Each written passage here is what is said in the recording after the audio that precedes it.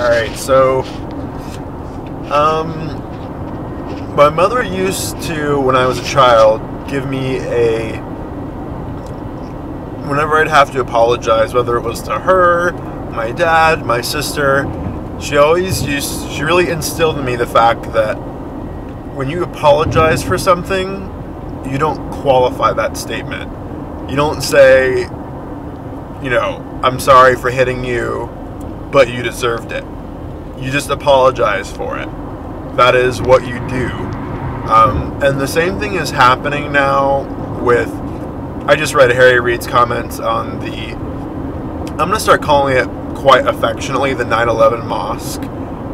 For those of you who don't know, a private group of citizens wish to build a Muslim multicultural center in New York City, a block or two away from where the Twin Towers stood. And there are a bunch of people both in New York and around the nation who are less than supportive. There are obviously the conservative people who are saying, it shouldn't be there. Some people are saying, build it 10 blocks away, 20 blocks away, because I guess for them the symbolism of a mosque that close to ground zero is threatening. But we have to realize, if you don't realize that, yes, the attackers on 9/11 were motivated by religious fundamentalism, but so are a lot of wars and attacks. And in this case, what you're talking about is an attack on a country who prides itself on this great document that provides and protects so many freedoms, namely freedom of religion, that in my opinion, to suggest or pressure or coerce or demand that this mosque not be built where they want it to be built, which is on a private piece of property, purchased with private funds, not financed with government money. To suggest that is to suggest that we break with the tradition and the ideals that we hold as a people, that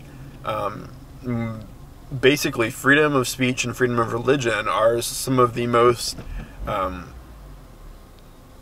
really immutable, unmalleable facets of our country and who we are. Freedom of speech and freedom of religion are the big ones for me. And it ensures that people like the Tea Party are able to voice their opinions, no matter how much I think they are wrong and distasteful in some instances.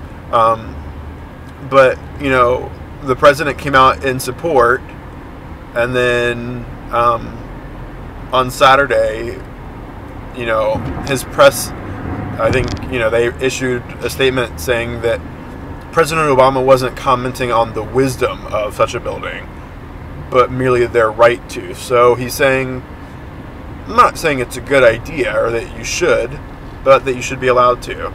And then Harry Reid has now been quoted as saying that, he believes in freedom of religion, but they should build it somewhere else. And it's the same, half-assed. Really what you're saying is you don't believe in religious freedom, if that's what you're saying. If you're saying that, a Muslim multicultural center is okay, just as long as it's not in this place, in this location, because this is somehow hallowed ground, and that allowing a multicultural center, my issue is that if you believe that there are people that are going to be there or that are there who are terrorists or are recruiting people or are in some way, plotting to hurt people and or the government, then go after them. But to say that, the imam that's behind it has ties, well, if he has ties, if he's actively working with terrorists, then arrest him or detain him or, render him out of the country. I mean, it's sort of this whole whisper campaign, the imam's dirty. Okay, suddenly it's not okay. The multicultural, you know, the burden of proof for gossip is a lot lower than the burden of proof for terrorism charges. And so, you know, if he's done something, arrest him, charge him. If not, shut up. And you know, it's really a pattern in politics, and it cuts on both sides of the party. As a Democrat, obviously, it's the Democrats that I get angry with. President Obama and other Democrats who say we support equality for same-sex couples, but we don't support same-sex marriage. And it's like, well, then you don't support equality for gays and lesbians. I mean, it's really that simple. And we've kind of gotten into this,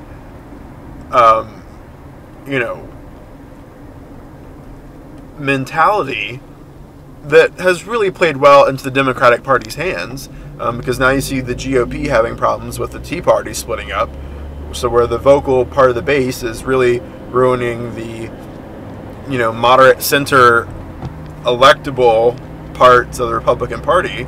But I think it's time for progressives, and even just for common sense people, to say that, you either are or you're not. The famous, is it Yoda? Either do or do not, there is no try. You either support marriage equality or you don't support equal rights for gays and lesbian couples. I mean, it's really that simple. You cannot talk out of both sides of your mouth and say that I support gays and lesbians, but marriage should only be between a man and a woman. That's not what equality is. You can say that you support increased workplace and or legal protections, but that's not the same. You support gays and lesbians by supporting our equal treatment under the law, and that includes the rights to marriage, federal benefits, etc., etc.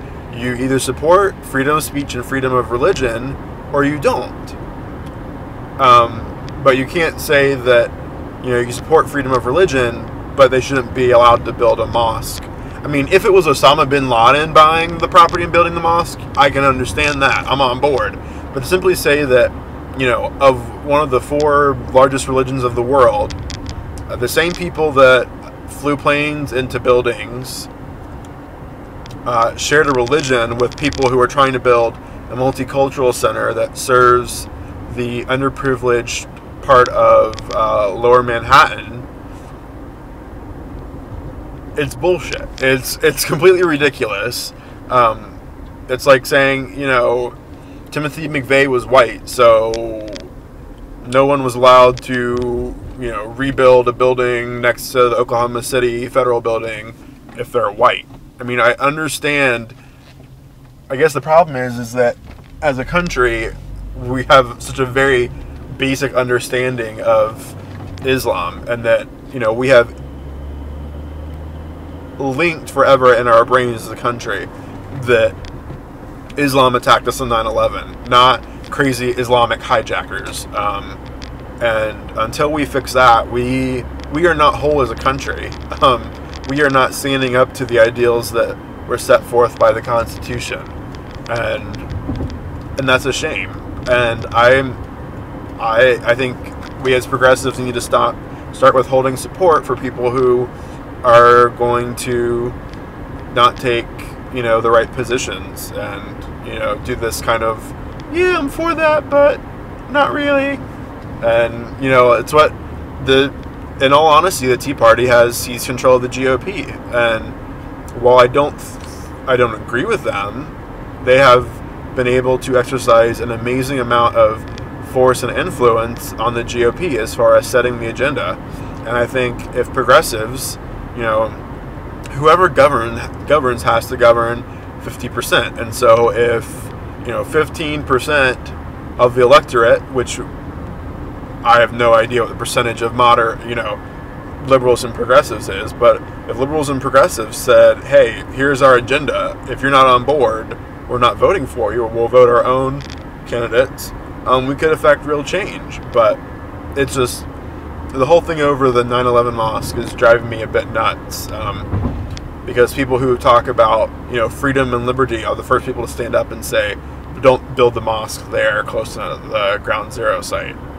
And those are two diametrically opposed positions. That you can't be for freedom and the right to practice your religion and free speech and be against the cultural, you know, the Islamic Cultural Center.